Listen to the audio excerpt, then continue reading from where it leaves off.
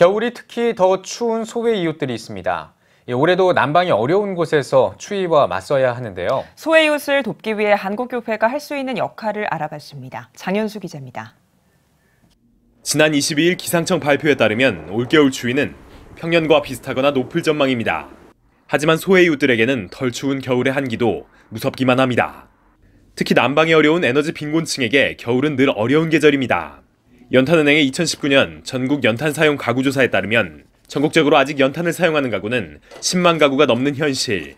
연탄 사용률이 높은 서울시 중계동 백사마을 주민들은 고령자의 경우 연탄을 구입하러 가기도 어려운 처지라고 말합니다. 주민들이 열악한 난방시설로 히터나 전기담요만으로 겨울을 나는 경우가 많은 데다 겨울철일수록 야외 활동이 줄고 음주가 심해져 건강이 나빠지기도 한다고 말합니다. 난방이 쉽지가 않으니까 쪽방이라는 것이 중앙난방도 제대로 되지 않고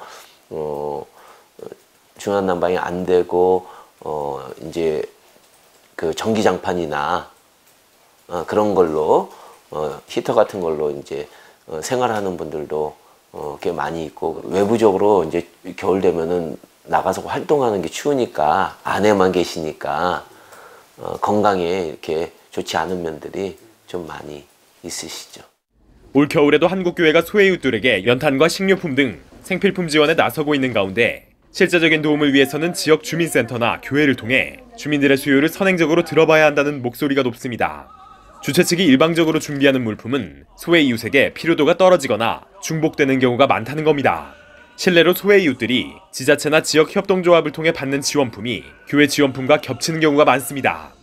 이 사람들이 필요한 것이 무엇인지 알고 적어도 정성껏 사전 미리 조사를 해가지고 나와서 사전은 조사를 하고 상담하고 뭐 일반 회사도 그렇잖아요. 사회에서 시장 조사를 하는 것처럼 여기 조사를 지역 조사를 한 다음에 그 다음에 그들에게 필요한 것들을 지원하는 것이 바람직하다, 이런 생각이 늘 듭니다. 또 추위에 떠는 소외 이웃을 돕는 건 예수 그리스도의 사명이라는 생각으로 나눔 행사에 더해 소외 이웃을 지속적으로 방문하며 주의 관찰하고 소통할 필요가 있다고 전했습니다.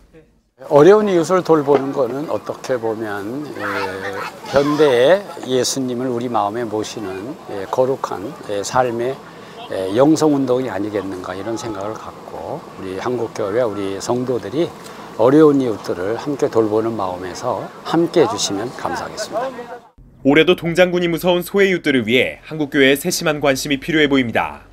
CTS 뉴스 장현수입니다.